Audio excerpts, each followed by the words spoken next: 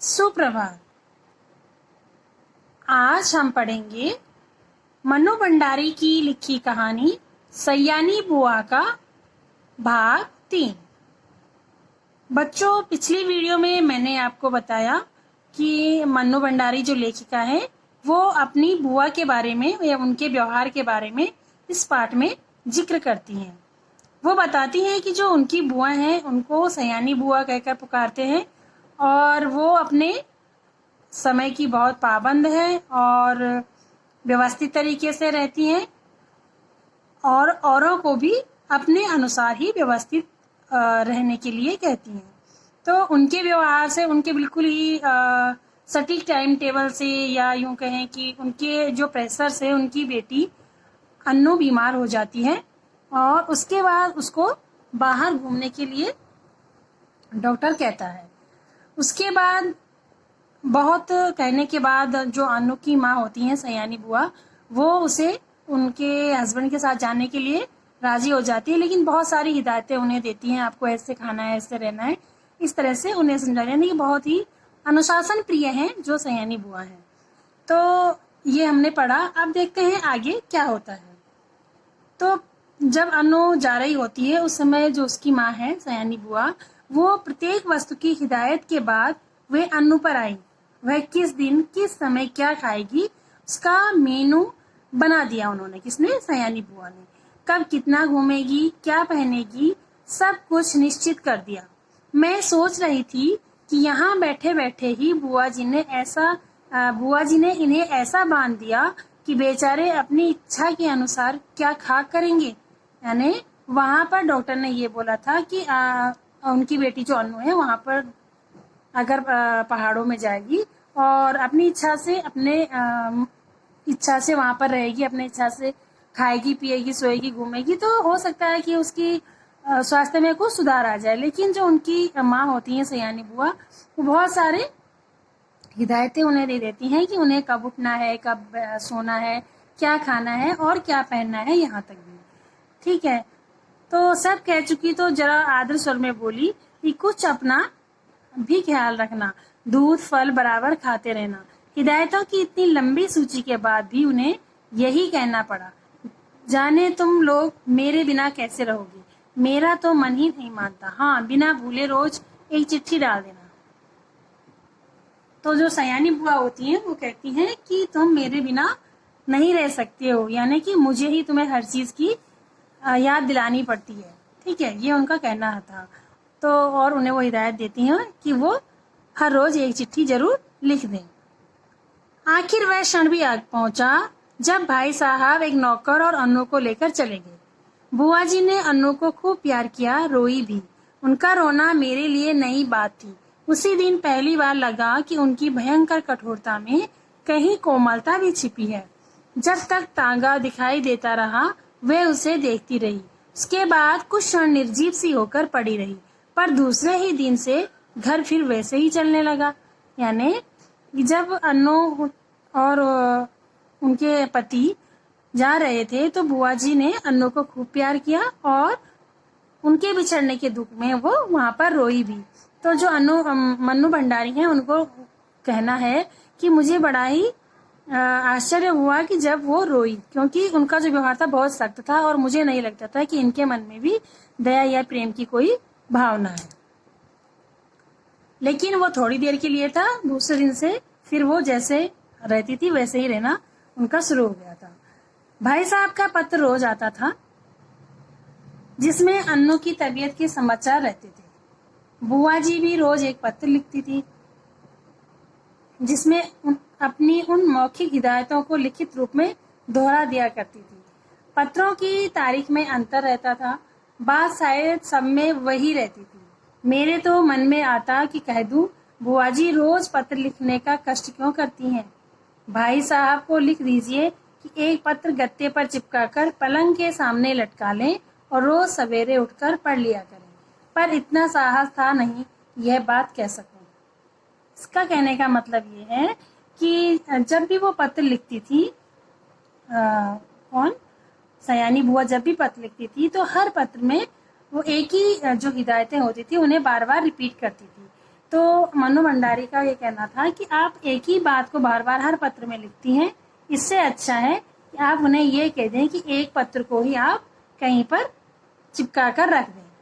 लेकिन इतनी बात कहने की उनमें हिम्मत नहीं थी, क्योंकि वो अपनी बुआ जी से डरती थी।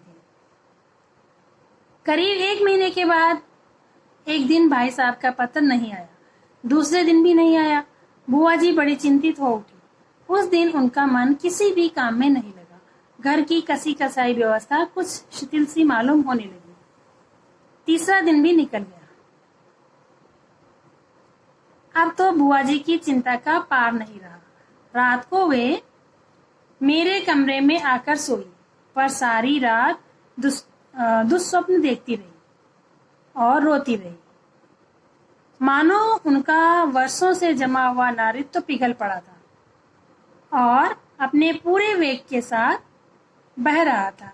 वे बार बार कहती कि उन्होंने स्वप्न में देखा कि भाई साहब अकेले चले आ रहे हैं, अन्नू साथ नहीं है और उनकी आंखें भी लाल हैं और वे फूट फूट कर रो पड़ती हैं। मैं तरह तरह से उन्हें आश्वासन देती, पर बस वे तो कुछ सुन ही नहीं रही थी। मेरा मन भी कुछ अन्नू के ख्याल से कुछ बुआ जी की यह दशा देखकर बड़ा दुखी हो रहा था। बच्चों, आज के समय में तो हम यदि अपने परिवार वालों से, मित्रों से दूर रहते हैं तो तुरंत फोन कर कर उनका हालचाल जान लेते हैं। लेकिन पहले ऐसी सुविधा नहीं थी, तो पत्रों के माध्यम से ही हम एक दूसरे के हालचाल जान पाते थे और पत्र आने में काफी समय लग जाता था। लेकिन इस पाठ में भी यही बताया है कि जो अन्नू होती है वो बीमार होती है, उनके रोज पत्र आते हैं, लेकिन जब एक दिन पत्र नहीं आता, दो तीन दिन पत्र नहीं आता, तो बुआ जी चिंता करने लग जाती हैं और फिर उस चिंता में वो रात को गंदे गंदे सपने देखने लग जाते हैं और सपनों में वो देखती हैं कि अन्नू के पिताजी अकेले आ रहे हैं और अन्नू साथ में नहीं है। और इस बात से या इस स्वप्न से वो बहुत ज्यादा घबरा जाती है, उन्हें बहुत डर लग जाता है, वो बहुत दुखी हो जाती है और चिंतित भी हो जाती है। तभी नौकर ने भाई साहब का पत्र ला कर दिया। बड़ी व्यग्रता से कांपते हाथों से उन्होंने उसे खोला और पढ़ने लगी। मैं भी सांस रोककर बुआ जी के मुंह की ओर देख रही थी कि एकाएक पत्र फेंककर सिर पीटती बुआ जी चीखकर रो पड़ी। मैं धक्क रह गई। आगे कुछ सोचने का साहस ही नहीं होता था। आंखों के आगे अन्नू की भोली सी नन्ही सी तस्वीर घूम गई। तो क्या अब अन्नू सचमुच ही संसार में नहीं है? यह सब कैसे हो गया? मैंने साहस करके भाई साहब का पत्र उठाया, जिसमें लिखा था, यानी कि काफी दिनों के बाद जब भाई साहब का पत्र आया तो बुआ जी ने वो पत्र पढ़ा और पत्र पढ़ते पढ़ते बीच में ही रोने लगी और पत्र को उन्होंने फेंक दिया, सिर पीटने लगी। और फिर मनु भंडारी को लगा कि हो सकता है इसमें अन्नू के बारे में कोई खबर है और शायद अन्नू अब हमारे बीच नहीं है। इस तरह से मनु भंडारी भी घबरा जाती हैं। तो वो हिम्मत करके उस पत्र को उठाती हैं। तो उस पत्र में लिखा होता है, प्रिय सयानी, समझ में नहीं आता किस प्रकार तुम्हें यह पत्र लिखूं, किस मुंह से तुम्हें यह दुखद समाचार सुनाऊं। फिर भी रानी, तुम इस चोट को धैर्य पूर्वक सह लेना। जीवन में दुख की घड़ियां भी आती हैं और उन्हें साहस पूर्वक सहने में ही जीवन की महानता है। यह संसार नश्वर है, जो बना है वह एक न एक दिन मिटेगा ही। शायद इस तथ्य को सामने रखकर हमारे यहाँ कहा गया है कि संसार की माया से मोह रखना दुख का मूल है। तुम्हारी इतनी हिदायतों के और अपनी सारी सतर्कता के बावजूद मैं उसे नहीं बचा सका।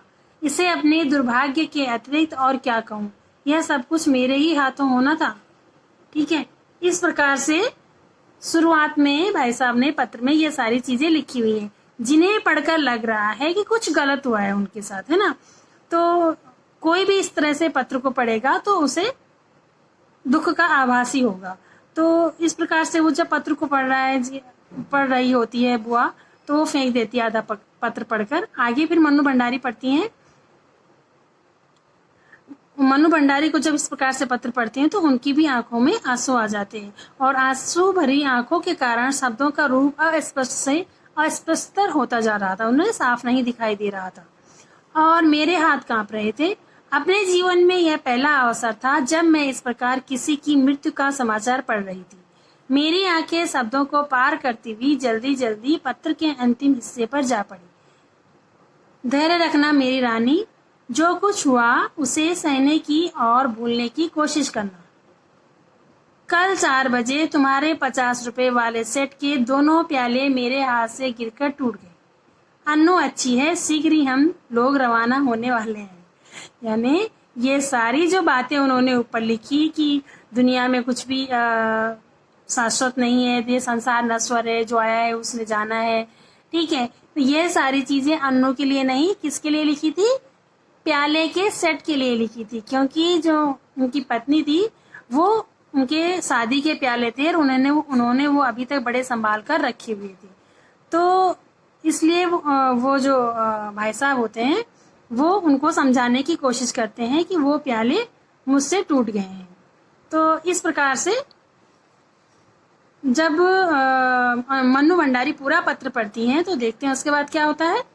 1 मिनट तक मैं हतबुद्ध सी खड़ी रही, समझ ही नहीं पाई ये क्या से क्या हो गया। ये दूसरा सदमा था, यानी फिर से उन्हें झटका लगा, अरे हम तो क्या सोच रहे थे, लेकिन ये क्या है। जो ही कुछ समझी मैं जोर से हंस पड़ी, ठीक है। वो जोर से हंसी। किस प्रकार मैंने बुआ जी को सत्य से अवगत कराया वह सब मैं कोशिश करके भी लिख नहीं सकूंगी, पर वास्तविकता जानकर बुआ जी भी रोते रोते हंस पड़ी और 5 आने की सुराही तोड़ देने पर नौकर को बुरी तरह डांटने वाली बुआ जी 50 रुपए वाले सेट के प्याले टूट जाने पर भी हंस रही थी। दिल खोल कर हंस रही थी, मानो उन्हें स्वर्ग की निधि मिल गई हो। अब बुआ जी क्यों हंस रही थी? क्योंकि अब वो खुश थी कि जो उनकी बेटी है अन्नू वो बिल्कुल स्वस्थ है, ठीक है। और ये सारी बातें जो उनके पति ने लिखी हैं वो किसके लिए लिखी है?